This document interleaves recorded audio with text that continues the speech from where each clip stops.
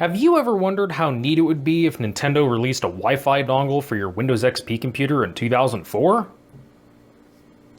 No? Well, they sure did, and that's what we're going to be talking about.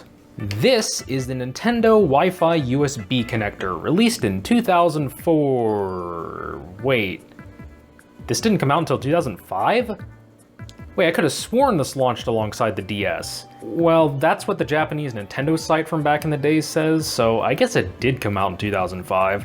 Alright, so I looked into it, and apparently the Nintendo Wi-Fi connection service didn't actually launch until 2005, since there was no games available at launch that used Wi-Fi. So I guess that kind of clears it up. Anyways, why did Nintendo release this thing? I mean, it's not every day that Nintendo just releases a USB dongle for a computer. So let's go back to the mid-2000s to set the stage. The DS was Nintendo's first real internet-capable console. While they had some very half-hearted attempts with the GameCube and impressive for the time online support for the 64DD, nobody ever used these things. But Nintendo was changing that with the DS. They were making online connectivity a pretty big selling point for it, and were actually developing their own games that would feature online play. There's just one problem with this. The DS only connects over Wi-Fi. Now, this might not really sound like a problem considering how ubiquitous Wi-Fi is today, but back in the mid-2000s, for a large portion of people, they just didn't have a Wi-Fi router at home. Wi-Fi didn't really become commonplace until the late 2000s and early 2010s, once more mobile devices like the iPod Touch, iPhone, along with laptops becoming cheaper and more popular amongst consumers. In the mid-2000s, there just wasn't a big need for people to have Wi-Fi in their homes. Most people still use desktop computers, and even if they did have a laptop, a lot of people would just plug it in to use the internet. Nintendo saw this and realized that they couldn't really go ask people to go out and buy an expensive Wi-Fi router to make the most of their new DS, which could be confusing for people to set up if they weren't tech savvy. No, they needed a Nintendo-styled solution to this problem. Enter the Nintendo Wi-Fi USB connector. Launched in 2005 for a price I think around $35 USD, unfortunately, the North American Nintendo website is not fully functional on the Wayback Machine, but the Japanese site says it retailed for 3,500 yen, which would be roughly around $30 to $35. This adapter seems to have been primarily sold through Nintendo's online store, though I do think it had somewhat of a retail presence given the packaging. Included in the box would have been the USB connector, a driver CD, and a USB extension cable so you could fit it into the back of your computer without hogging up all the other ports around it, because this thing's a bit of a chonker.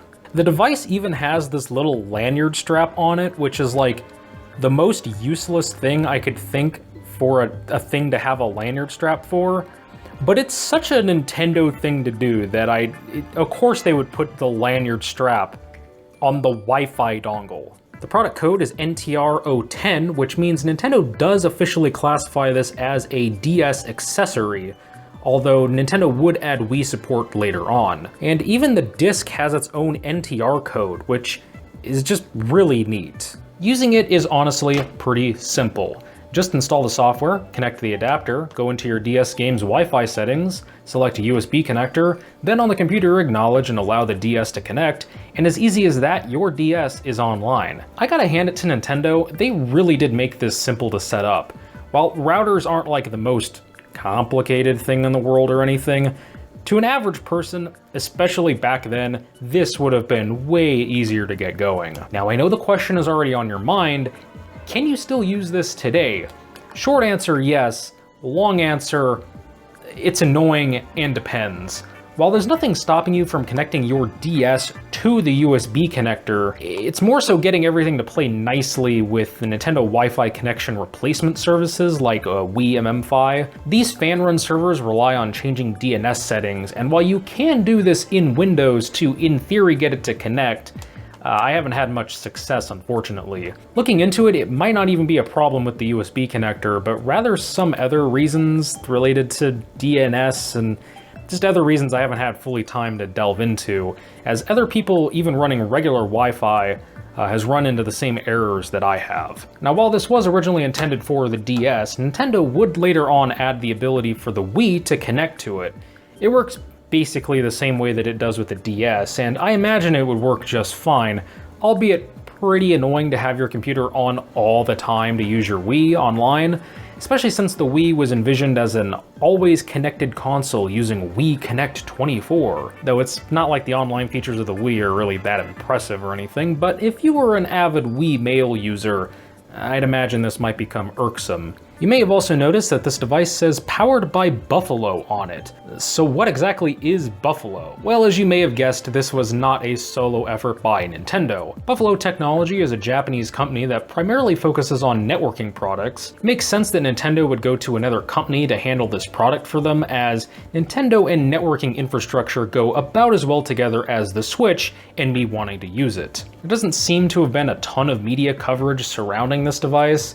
Most mentions of it were made in Mario Kart DS reviews, and received a generally positive recommendation, though there was some disappointment from people that the drivers were only available for Windows XP. While I wouldn't have expected them to include Windows 9X drivers, the lack of 2000 support is odd considering almost every other driver out there at the time still supported it alongside XP, and it's not like they're that different under the hood, and also there was no Mac support.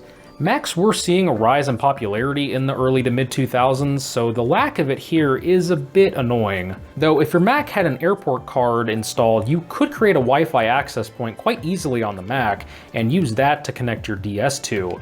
I can't imagine many people did this though, since why would you waste money on an airport card for your Mac if you don't already have Wi-Fi? Worth noting is that the drivers were eventually updated to add Windows Vista support in 2007, so it's nice that Nintendo actually cared enough to add it, since a lot of other vendors at the time didn't care to update their drivers for Vista.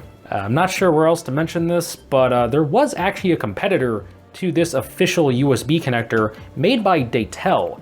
You may know them from the Action Replay, but they've also done various other game console adjacent accessories over the years. This one supposedly retailed for 40 USD, but it wasn't as restrictive as Nintendo's device, as it allowed you to connect pretty much any other Wi-Fi device that you wanted to. Datel seemed to be marketing it more towards PSP owners, as that system also faced the same, not quite Wi-Fi equipped world that the DS did. There's really not much more I can say on this.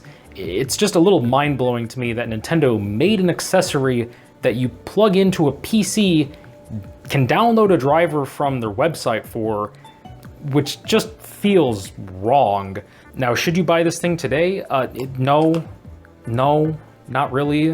One, you'd have to have a computer running XP or Vista, maybe 7 if the drivers are going to play nice. And 2, this is obviously not a secure device to just have up and running, considering the security on it is ancient, though it's probably not a huge issue in practice unless you leave it plugged in and turned on all the time. But I think the biggest reason not to buy this is you can just find a used router at a thrift store for probably like half the cost of this, and just configure that to use like WEP or leave it unsecured, and then just plug that in for when you have a hankering for Mario Kart DS or Pokemon or something. Still, the fact Nintendo made a networking device of all things is pretty impressive. It shows how committed they were to the online future and wanted to make it as accessible as possible. Too bad they never did anything else like this. Wait, what? Nintendo made their own dedicated router? And it only came out in Japan?